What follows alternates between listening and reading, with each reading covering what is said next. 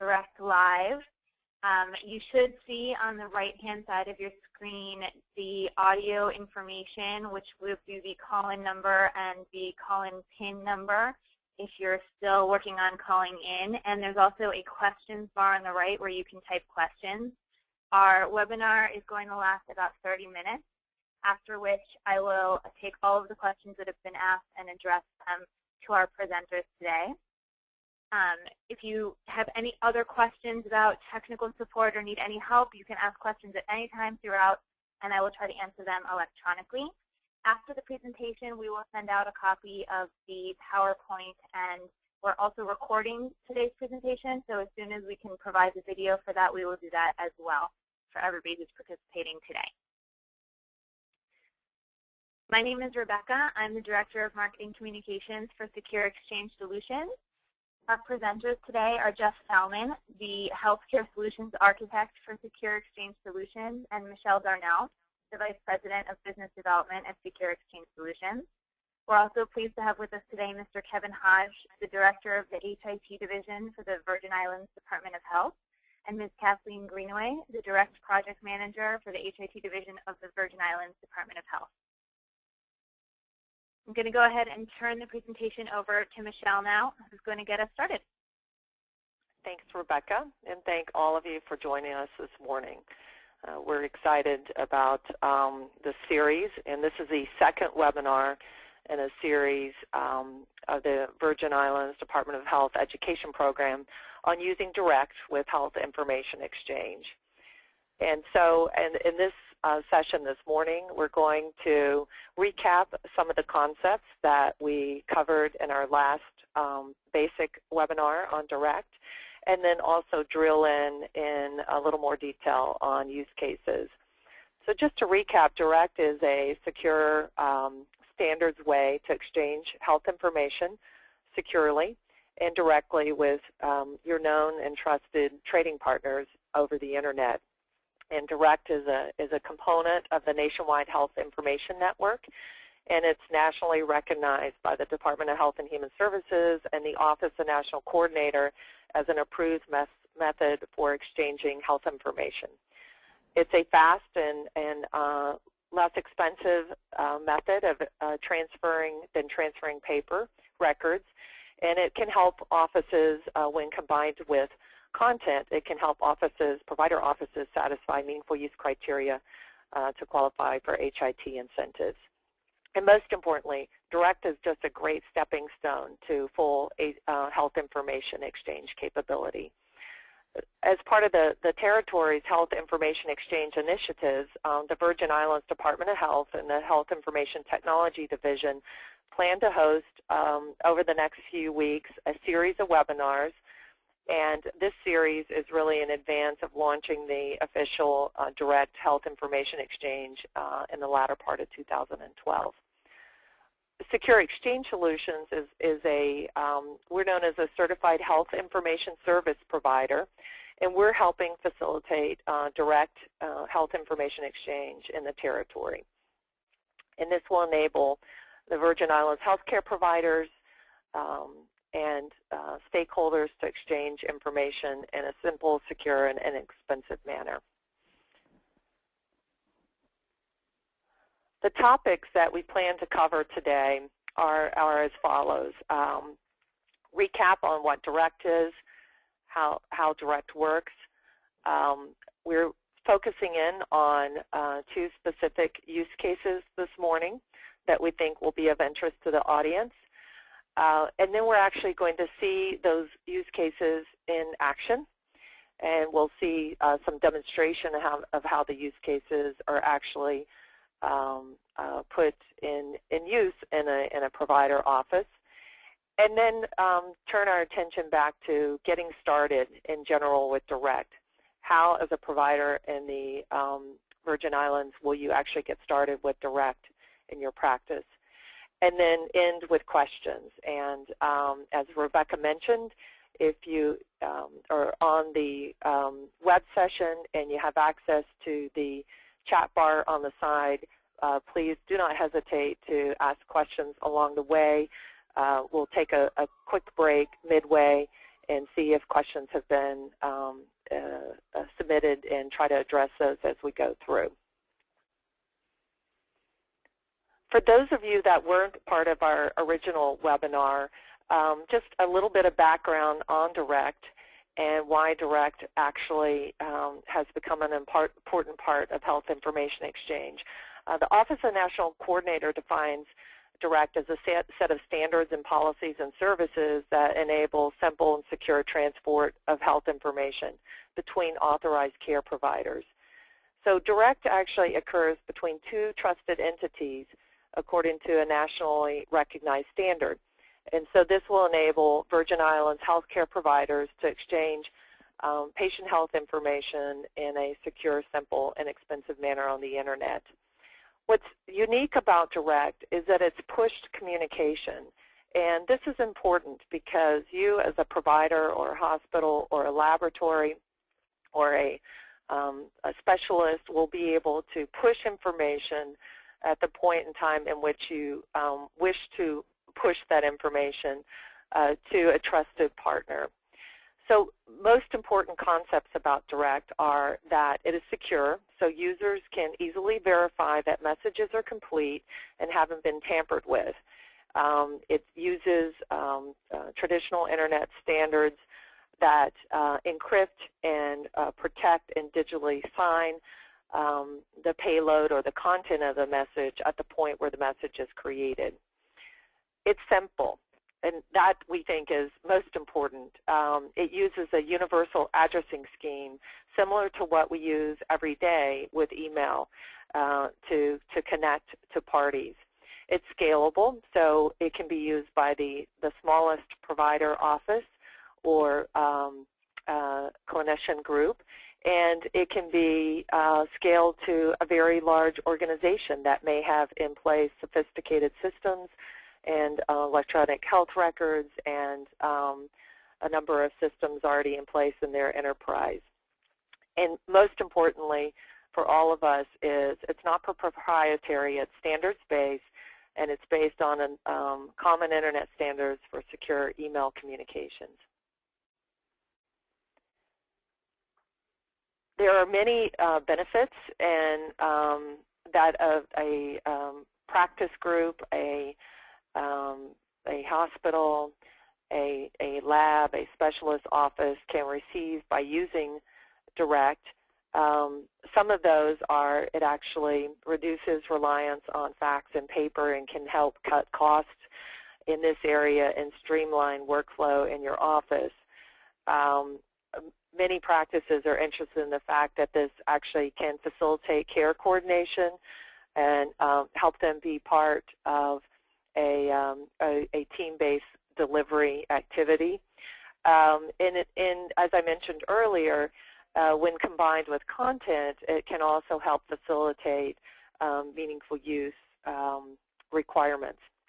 So some examples of how DIRECT is helping practices and groups today are around a number of workflows, referrals, discharge summaries and notes, the exchange of discharge summaries and notes, patient history forwarding or clinical summary forwarding for consultation collaboration or for long-term care and nursing facilities to exchange information with long-term care and nursing facilities.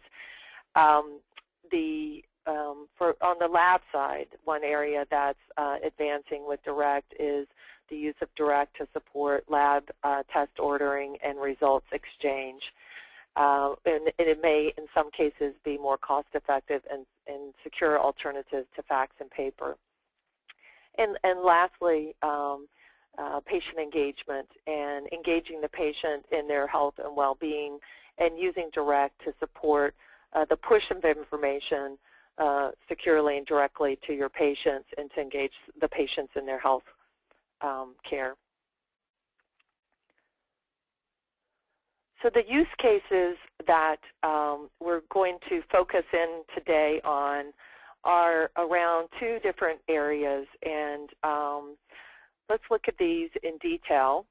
The first is in around emergency care and we're seeing interest and use of the Direct in all over the country in around the area of notification, specifically to primary care providers about their patient. And so if you look at the use of Direct to support notification about patients to primary care provider, providing a service summary to primary care through Direct, and providing a sort of a handoff or a transition of the patient, the background information around that handoff to the primary care provider. Direct is a perfect solution to support this exchange of information.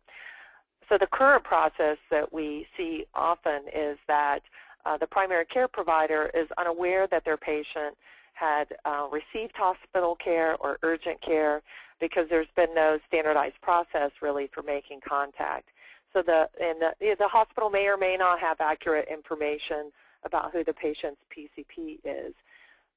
So to improve that process, getting information to the primary care provider about the patient's activity at the hospital is key, and it's useful because this is information that they haven't had in the past.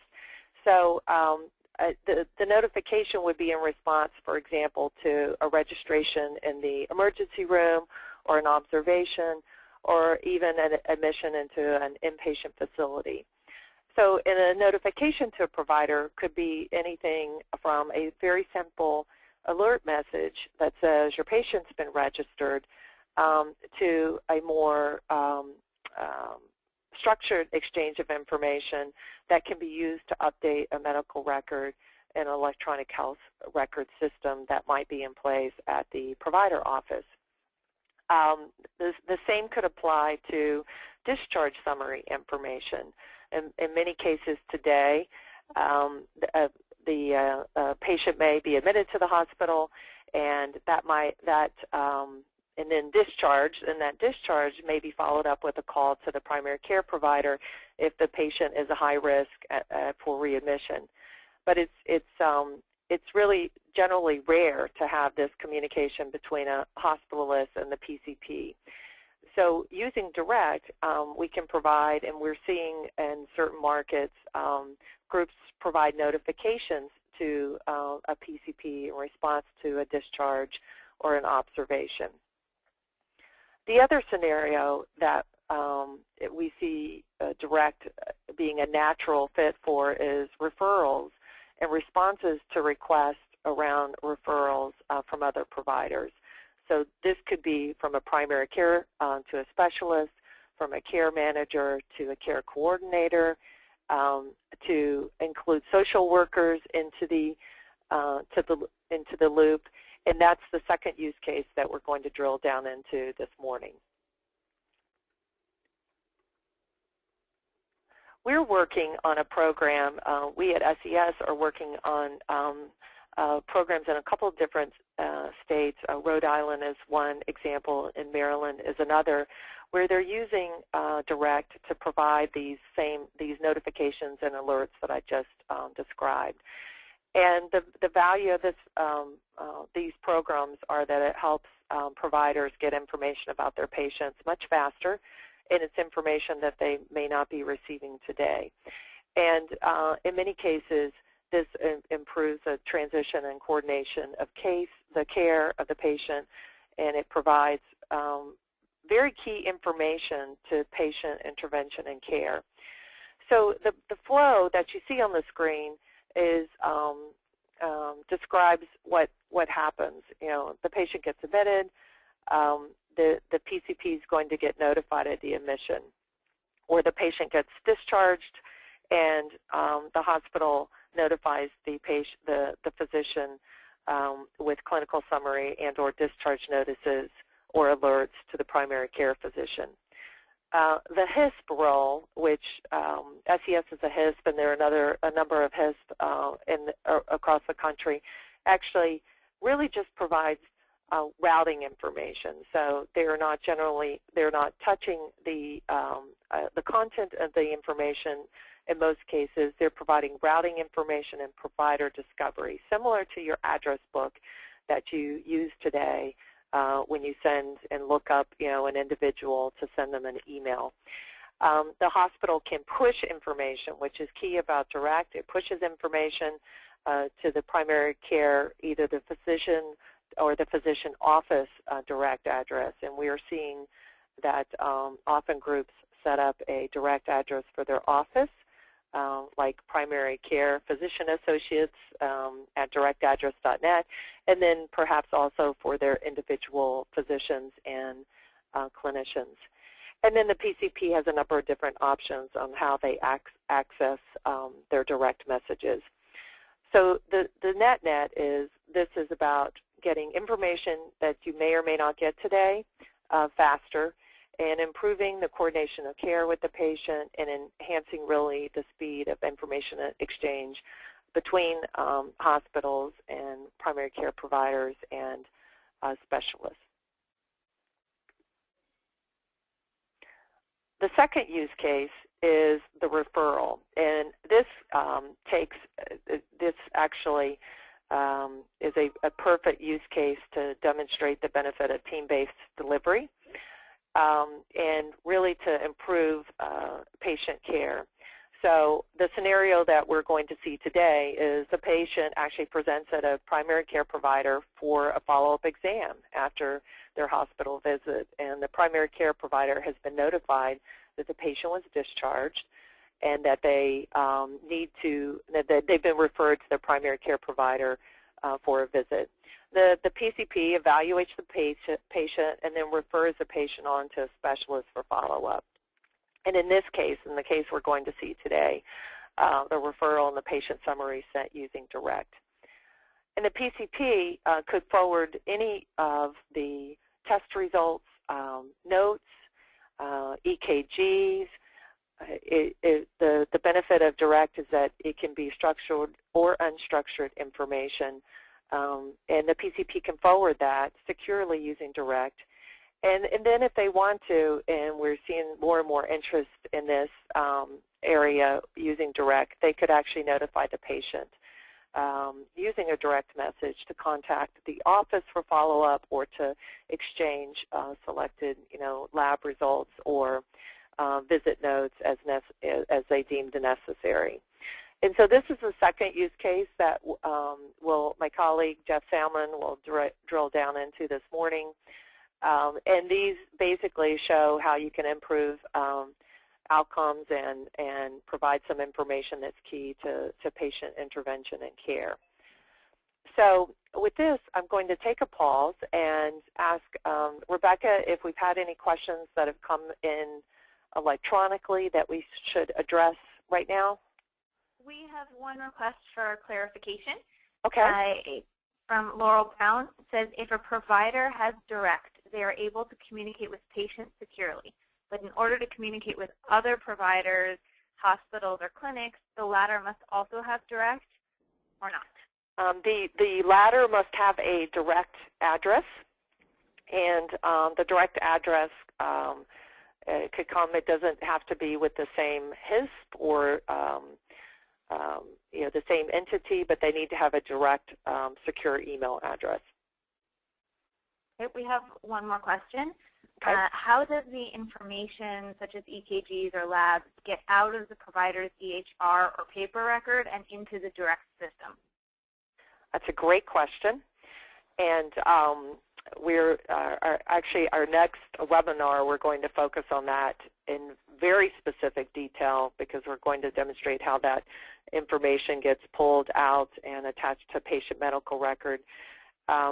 So there are a number of levels, I guess, of simplicity here.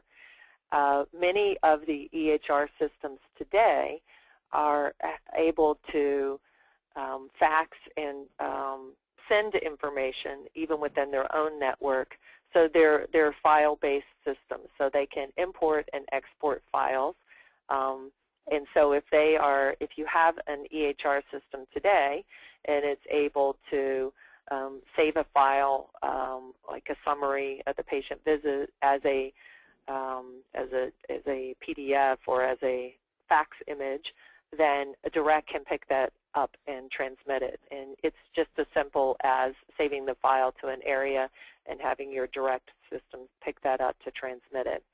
If you don't yet have an EHR system and you're using perhaps some charting system internally, or you're just using Word and you're still very paper chart based, you can scan any paper image and it becomes what's known as a TIFF image, and it can be wrapped up and securely sent using Direct. And we'll talk about both of those, and in fact you'll see two examples I think that Jeff will show this morning. One is a what's known as a structured example, where an EHR system is actually able to generate an electronic structured document called a CCD. And the other example, which is a scanned image of notes. So if you're a paper-based office today, and you can you can scan or fax information, that information can be is in an electronic form that can be secured using Direct. Those are all the questions we have electronically for now. Okay, great. So with that, I'm going to actually hand over the discussion this morning to Jeff Salmon. And Jeff is going to drill further into the use cases and also show you the use of Direct really in action, live and in action. Okay? Great. Thank you, Michelle. This is Jeff Salmon from Secure Exchange Solutions. I wanted to follow through with what Michelle had just reviewed with you, which are the use cases. The first use case we're going to talk about is the provider notifications. So what I'm going to do is I'm going to actually hop out of the application and go into our web browser. This is the directaddress.net portal. I'm going to log in as a physician. And you can see that the physician has just received an email message. This is a message that came from a hospital. And as Michelle had mentioned earlier, the hospital would have sent this email message upon the admit of one of the physician's patients. So this is a structured message, contains both text message data, human-readable data, and computer-readable data. So the first thing we see is the title of the email is called Patient Admit to SC Hospital. There's details in the email that says this following patient was registered as an outpatient. His primary care physician is this, and the reason for the visit. We can then notice that there's two additional documents attached to this email. The first one is a patient summary. Now this patient summary is human readable, and as you can see, it's very similar to what was incorporated into the email message, the text of the email. But it does include additional information, including a logo if the hospital had a logo. Additional information can be associated with this as well. And again, as you can see, it is a human-readable document. It's in Adobe Acrobat or PDF format. The next document is something that is a computer-readable format. I'm going to show you what it looks like. This is actually an XML format. But the data inside the XML format, and you can kind of read some of the data. Here's an address, and here's a postal code, and other information of that nature. EHR systems today can receive this document. It's called a continuity of care document, and this document can be imported into most EHR systems. The EHR systems can either view it into a more human-readable format so that it's formatted. It looks a little bit easier to read. It includes data such as your patient's medications, the diagnosis codes that were associated with this patient, the procedure codes that were processed on them, and again, a list of any medications that may be added to this. Additional information on CCDs can include things such as health insurance information as well. Again, this is something that would go directly into the application itself. can either be read and viewed by the application, and then some applications can actually import this and integrate it into their system themselves, meaning when you look at patient John Doe and you look at their medications, it has the medications that the primary care physician had in there already, in addition to data inside this continuity of care document that were added by the hospital, as well as diagnosis codes, as well as procedure codes that are incorporated into that as well. So that's really the email message that shows you the notification and alert from the hospital to the physician. So I'm going to log out now, and I'm going to log in as another member. And as we can see, this time we now have a patient referral. So same sort of information. We have a header document or a subject that shows it's a patient referral for John Doe. This comes from Dr. Salmon. I'm playing one on TV today. Dr. Jackson, please find attached a referral for patient John Doe, including his updated continuity of care document that may be incorporated into your EHR system. As you can see, that's kind of a generic message. You can also add details. So Mr. Doe experienced a recent hospital visit with a heart irregularity and was referred to my office for follow-up. Here are notes and the EKG from the visit. So again, the first thing we see is a human-readable referral document. And again, this is a format that we just used as an example.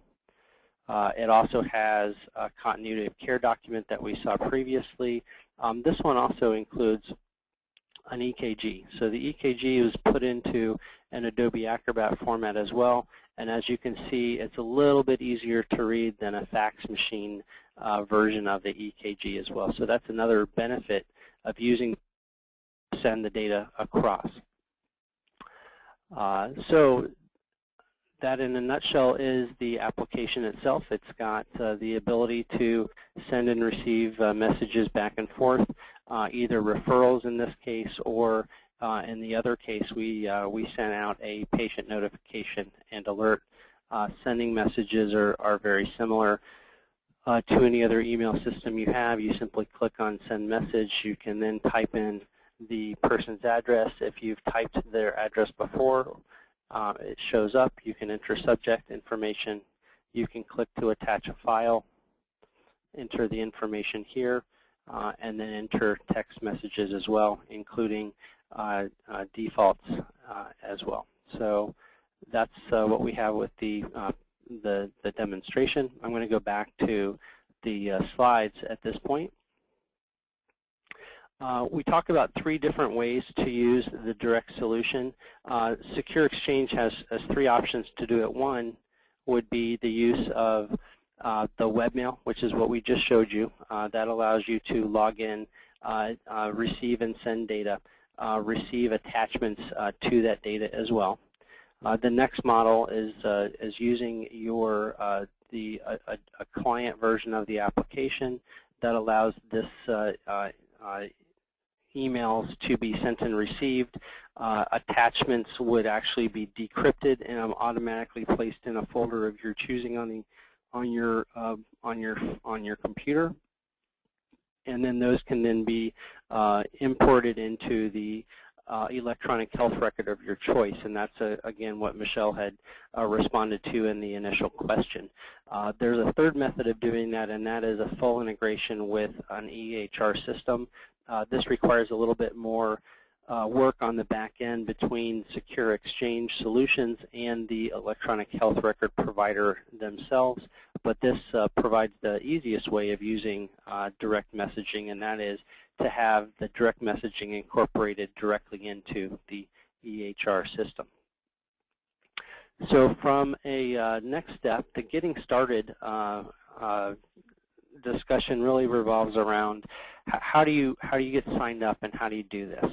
The first thing you need to do is verify key information with the Virgin Islands Department of Health, required to receive, which will then allow you to receive an email invitation to join the direct. Once your practice administrator accepts the invitation, they will set up an Office Direct email address and complete the practice sign-up with Secure Exchange Solutions. This may be primarycare@directaddress.net, for example. They would then review the license agreement, accept the license agreement, and then they would register individual physicians that are associated with your practice. Typically, these are preloaded into the application. If you get a new physician or a physician that's not preloaded, you can very easily enter that person into the screen. You would also incorporate a secure email address for this particular provider, so Dr. John Smith, DO @directaddress.net, as well as a individual non-secure email address for administrative functions, which would be johnqsmith@gmail.com, for example. And once that's done, you can start sending emails. So with that, I'm going to pass the baton back over to Michelle, and she's going to follow up with the next set of slides. Thanks, Jeff.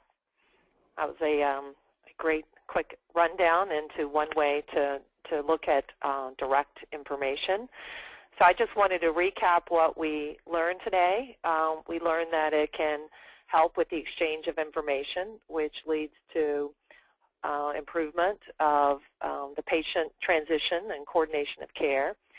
And some of the use cases that are in place today with Direct evolve around the referral process and around patient care coordination and patient notifications and alerts.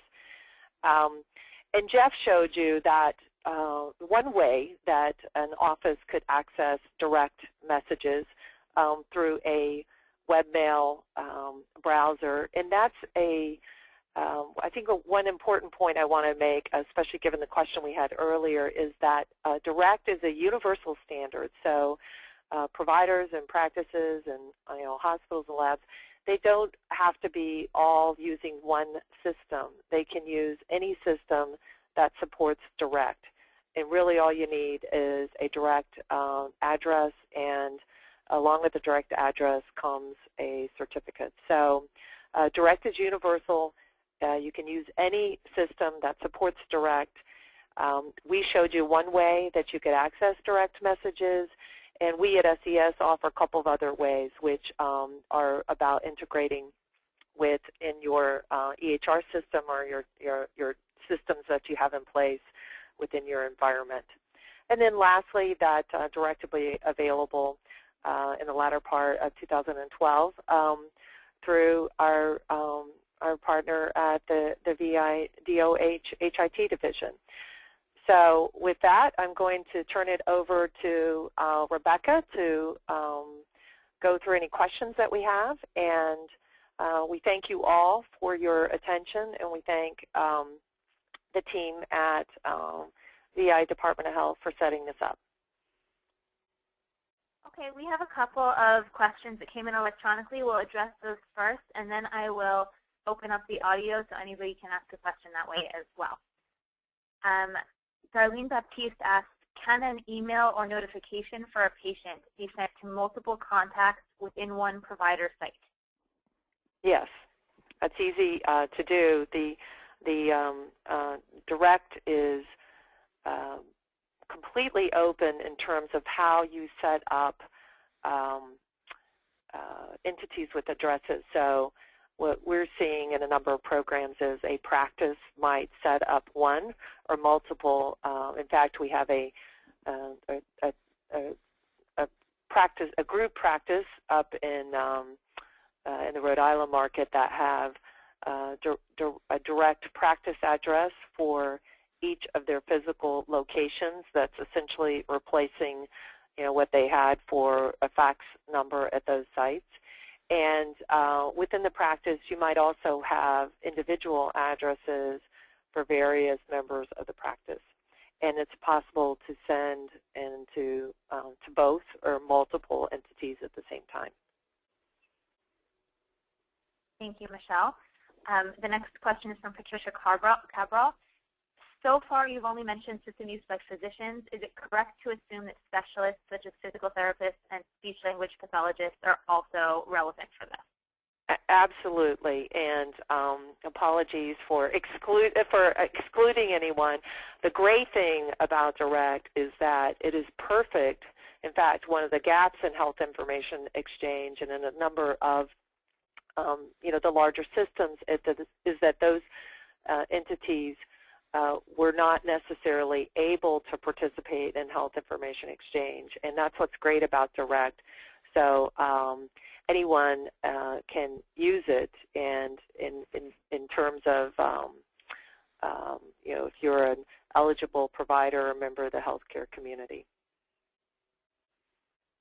Thank you. Our next question is from Bill Becker. Who is responsible for getting an interface for connecting an EMR or an LIS to Direct? Is it the doctor's office, the lab, or Secure Exchange Solutions? It's a great question, and there are several answers.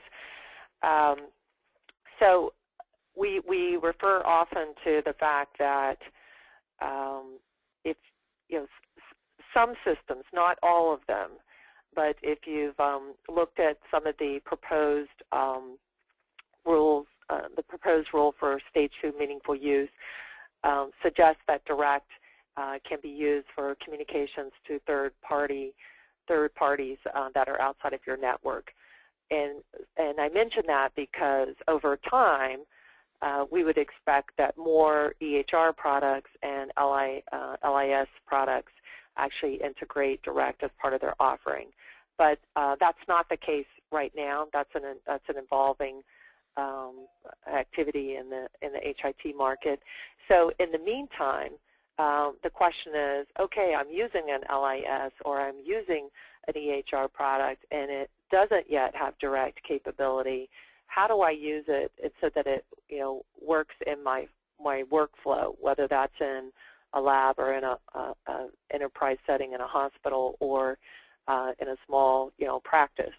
And what we've tried to do at SES is provide different levels of Direct connectivity that will allow you to lightly integrate with your solutions in a in a way that is not intensive, resource intensive from a technology or a resource perspective.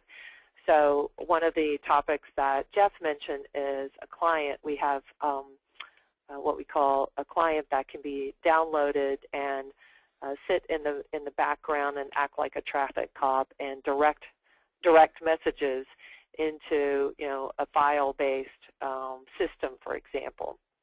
And then on a more complex integration, to go back to your question, we also make this available with APIs that can be called. So, for example, if you were in a hospital setting, you had a number of systems. You've got your enterprise EHR, you've got your back-end revenue cycle management systems, you've got your integration software.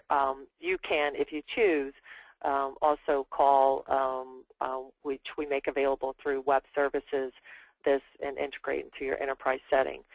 So to recap that, there are really different levels, and so we try to bridge the gap. One level would be tightly integrated with your EHR product, which over time we expect more vendors will integrate Direct into their solutions.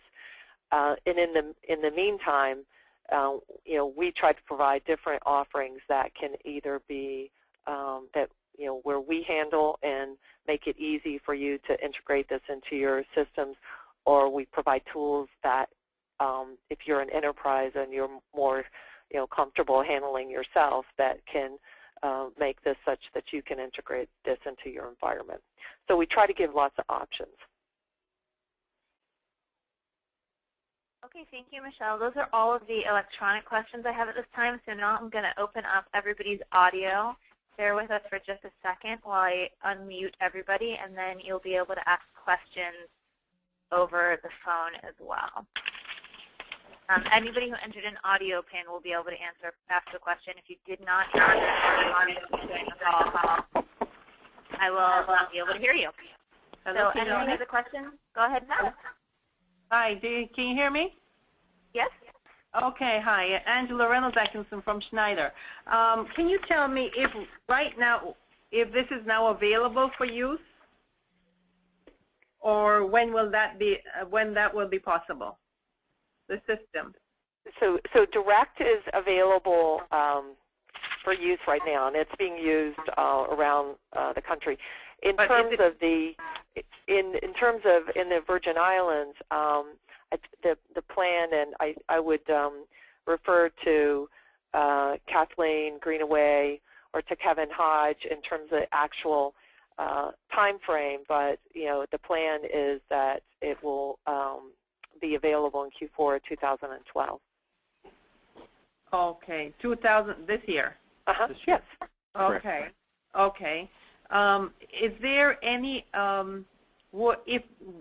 if and when, because it would seem that the hospital would need to use this to communicate with Department of Health or other providers, is it something that's already been purchased, or is there an expense to the hospital for use?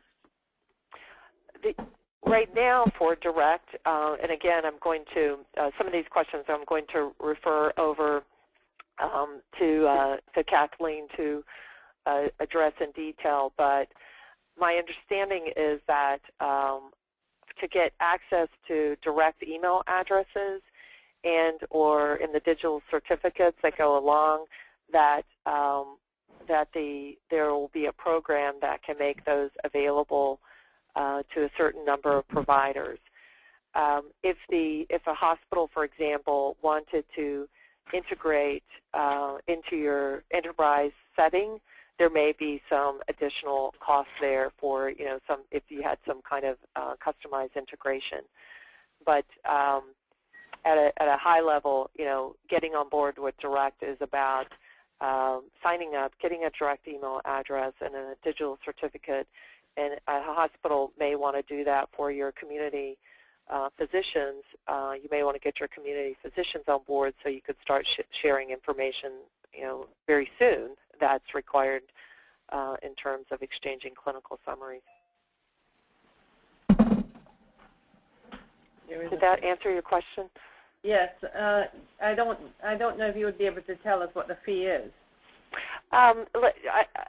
So the typical, the costs generally vary, but let me give you just sort of across the board in terms of how we see Direct priced across the board. Is generally there's a price to establish an email address, and then also a price to get a digital certificate. And we see different models, but I would say typically that is sort of a monthly fee of anywhere from $10 to $20, $25, similar to email, per address. And then in some cases, groups charge additional fee for certificates. We embed that as part of the first year access. So that'll give you some ideas. So rough investment, for a small provider group would be like $200, $250 a year to get a single direct address and a certificate. A hospital that may want to integrate into their systems and have multiple providers, then obviously they're going to have a higher cost, but that'll give you some range, I think, to think around.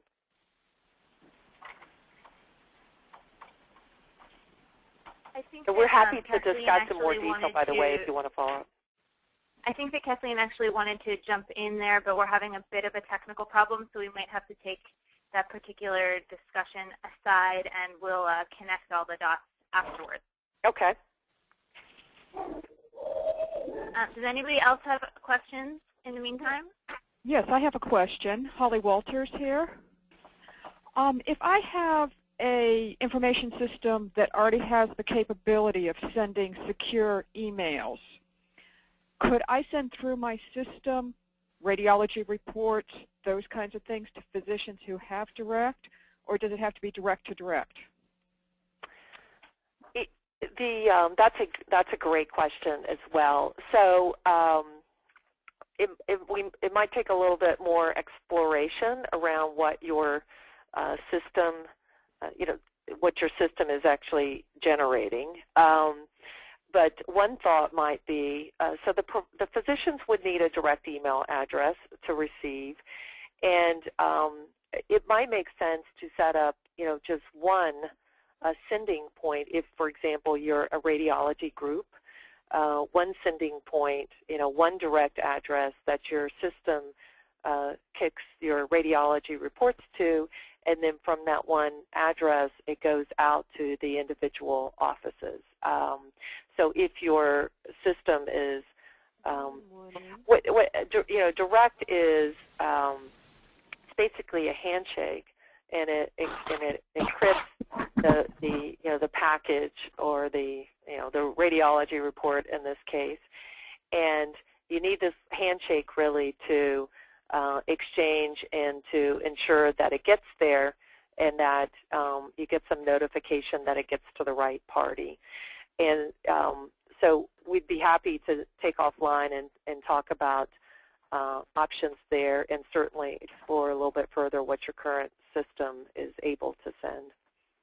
Great, thank you. Any other questions at this time? Oh, hold on. I think that we have Kathleen. I think that we've been able to put you here on the call if you wanted to say something now. Can you hear me now? Yes. Okay, great. Just to jump back to the question that was raised by Ms. Atkinson from Snyder regarding the cost. We are planning to have Direct up and running by the end of this quarter, late September, and we have provided through the contract with SES to have digital certificates and email addresses provided to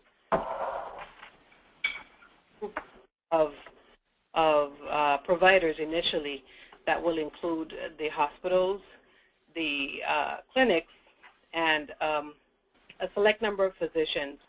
They'll be participating in a pilot group that will run through the end of the calendar year, after which we will open up to all the remaining providers. The first 100 providers to participate in the system will be participating free of cost for the first year from the time the exchange opens up. And that's the basic offering. If they require or desire a more seamless integration into their system, then there will be some costs associated with that. And we can talk a little bit offline about how the Department of Health may be able to assist with that. This is Christine. I have a question in regards to the physicians as well. Are they going to be required to pay a separate fee for this if an individual physician is interested in participating in Direct as well? Well, all of the addresses and associated. Like we said, during the first year, the majority of the providers will be able to participate in the exchange free of cost by way of voucher that's being provided by the Department of Health. If a practice requires or desires to have multiple addresses, then there may be a cost associated with that, as we are trying to get as many practices and providers participating free of cost in the first year.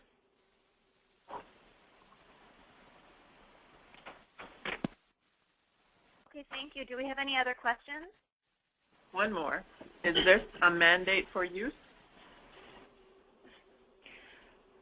No, use of the exchange is not mandatory.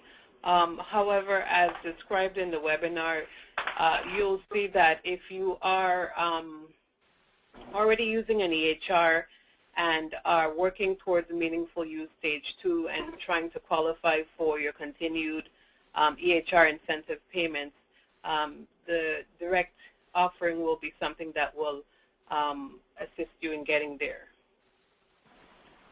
Thank you. Do we have any more questions before we wrap this up? Okay, it sounds like we're done. Thank you all for joining us. I will just briefly let you all know about the upcoming webinars, and we really appreciate everybody's time. On August 14th at 9 a.m., we have our next webinar on Direct and your practice workflows. We'll really dig into how Direct can work within different types of practices and environments. On August 28th at 9 a.m., we'll have a webinar on using Direct for behavioral health and immunization reporting. And on September 11th at 9 a.m., we will host a webinar on getting started, how to actually sign up and use Direct and start sending your secure communications. You can register for the following webinars the same way you did for this one, either by calling or on the Virgin Islands Health website. And we will be sending out the PowerPoint from this presentation and making the recording available as soon as possible. Let me just check before I close it off that we don't have any new questions.